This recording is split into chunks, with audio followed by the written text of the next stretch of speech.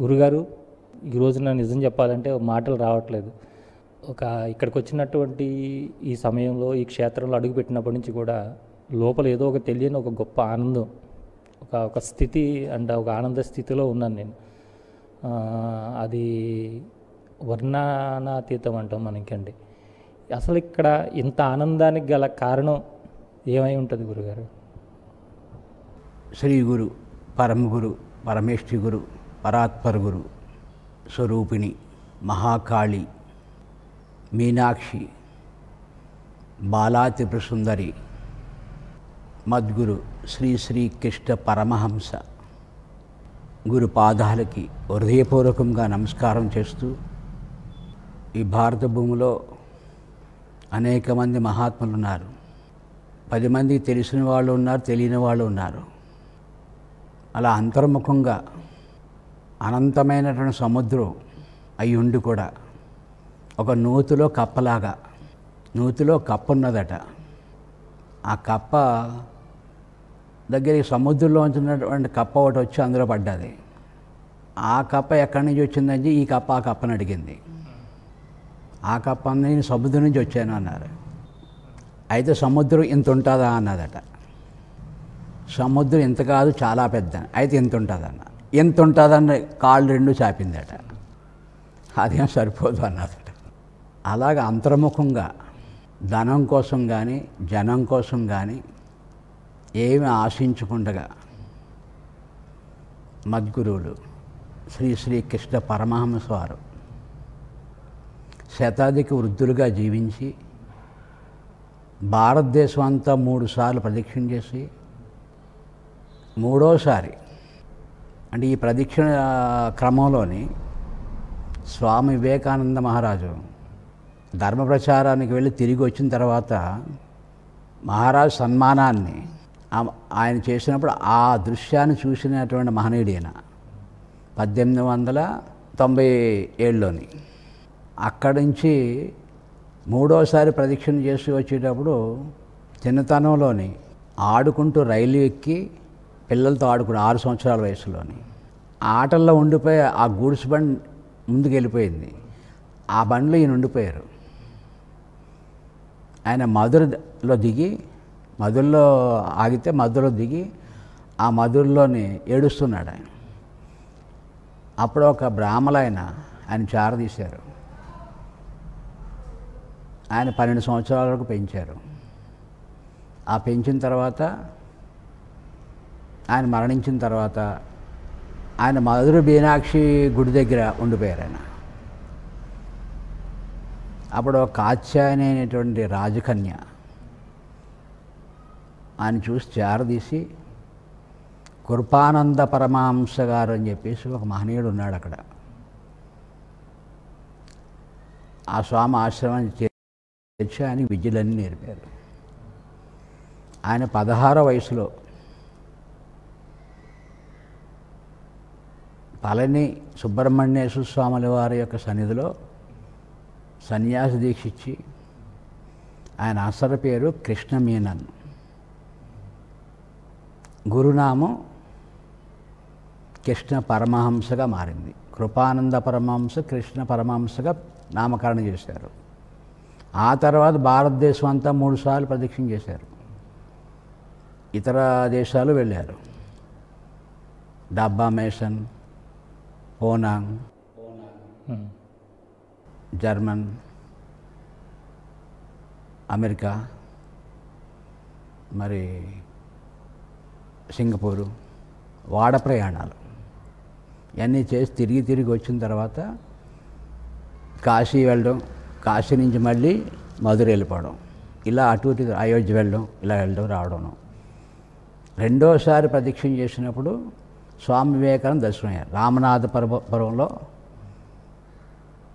ధర్మ ప్రచారం అంతా చేసి తిరిగి వచ్చిన తర్వాత స్వామి వివేకానందుల వారిని బంగారపు చొక్కా ప్రజెంటేషన్ ఇచ్చి ఆయనకి గుర్రానికి ఉన్నటువంటి రథానికి ఉన్నటువంటి గుర్రాలు ఇప్పేసి ఆ గుర్రాన్ని రాజుగారిని నడిపారు, స్వామిని కూర్చోబెట్టి. ఆ దృశ్యాన్ని చూశారు ఈయన. ఆయన చూసి సమ్మోహన అయిపోయాడట ఆయన. అలాగయ్యి అక్కడి నుంచి తిరిగి ఆ సమయంలో మీ వయసు ఎంత ఉన్నదని ప్రశ్నిస్తే, స్వామి వివేకానందగా పెద్దవాడిని నేను, స్వామి వివేకానందే ఆయన నాకంటే చిన్నవాడు, ఆయనకి అప్పట్లో 38 సంవత్సరాల వయసు, మీకెంత ఉంటుందని ఒక 50 ఉండొచ్చు అన్నారు ఆయన. అక్కడి నుంచి ఇదంతా తిరుగుతూ మధుర మీనాక్షి ఉపాసకులు ఆయన గురు ఉపదేశం అయింది.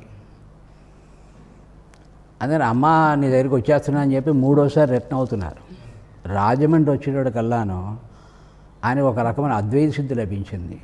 ఎందుకంటే ఒక బైరాగి శ్మశానంలోని గుడిసెలో ఉంటుండగాను ఈ రాత్రి ఇక్కడ ఉంటాను అని అవకాశం ఇస్తావా అని స్వామి అడిగారు. పడుకోమన్నారు. రాత్రి పడుకున్నప్పుడు ఆ స్వామి ఏం చేస్తున్నారని చెప్పేసి ఈయన గమనిస్తున్నారు నిద్రపోకుండాను. ఆయన ఏం చేస్తున్నాడు, ఆ బైరాగి ఏం చేస్తున్నారంటే ప్రతి మొక్కలో నేను తెల్లవారులోను నీళ్లు తీసుకోవడం, ఒక్కో మొక్కకి శబ్దం కాకుండా నీళ్ళు వేయడం, రామా నీళ్లు తాగు, రామా నీళ్లు తాగు, శివా నీళ్లు తాగు, శివా నీళ్లు తాగు అని అత్తున్నాడు ఆయన. ఆ దృశ్యాన్ని చూశారు స్వామి. అప్పుడు అనుకున్నారు, మధుర మీనాక్షి అక్కడ ఉంది అని వెళ్దామని నేను అనుకుంటున్నాను. ఇంకాను నేను ప్రతి మొక్కలోని కూడా రాముణ్ణి శివుణ్ణి చూస్తాడు ఈ బైరాగి అని అప్పుడు అద్వైత శుద్ధి లభించింది. అమ్మా ఇక్కడి నుంచి నేను అమ్మ అని పిలుస్తూ నువ్వు పలకవా తల్లి, ఇక్కడ ఉండిపోతున్నానని చెప్పేసి నమస్కారం చేశారు. ఎక్కడప్పుడు ప్రశాంతంగా అంతర్ముఖంగా ఉండడానికి ఉపయోగపడుతుందని చెప్పి గ్రామాలను ఎతుకుతూ రాజమండ్రి నుంచి రైలు దాటొచ్చి, అప్పుడు రైలు ఉంది ఇక్కడ, ముందు అది ఉంది, ఈ దుద్దుకూరు అనే గ్రామం వచ్చి దుద్దుకూరు నుంచి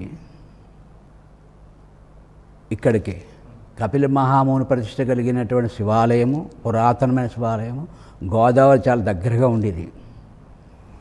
ఆ గోదావరి స్నానానికి గోదావరి, శివాలయం అరుగు మీద పడుకోవడం, ఊరంతా భిక్షాటన చేసుకోవచ్చును, ఆకలి తీరుతుంది, హాయిగా తపస్సు చేసుకోవచ్చును అని ఈ శివాలయం అరుగు మీద ఉండిపోయారు. అలాగుంటూ ఇక్కడే తపస్సు చేస్తూ మెల్లిగా అంతా సమానమే ఆయనకి. ప్రాణ ఉపాసన ఎక్కువ చేశారు గురువు చెప్పినట్టుగా. ఆ యోగ సాధనలో తల కూడా మెత్తగా అయిపోయింది.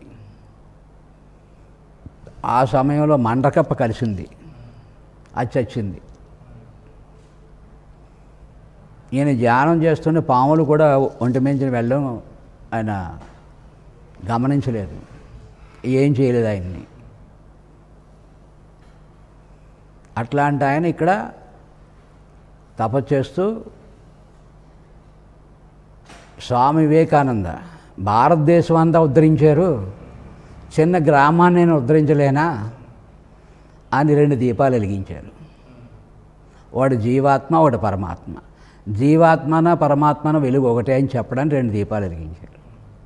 వెలిగించి ఆ దీపాల ద్వారా భగవంతుని నామం, రామనామ సంకీర్తన 70 సంవత్సరాలు చేశారు ఈ గ్రామంలో. ఏ సంవత్సరంలో గురుగారు? ఏ సంవత్సరం అనేది తెలీదు. 70 సంవత్సరాలు ఇక్కడ ఉన్నారు అని ఒక నిర్ధారణ ఎలాగొచ్చిందంటే 54వ సంవత్సరంలోని నుయ్యి తవ్వించారు. నీళ్లు పోయడానికి శావకాను వచ్చిపోయే వాళ్ళకి నీళ్లు పోయడానికి ఒక బావి తవ్వించారు.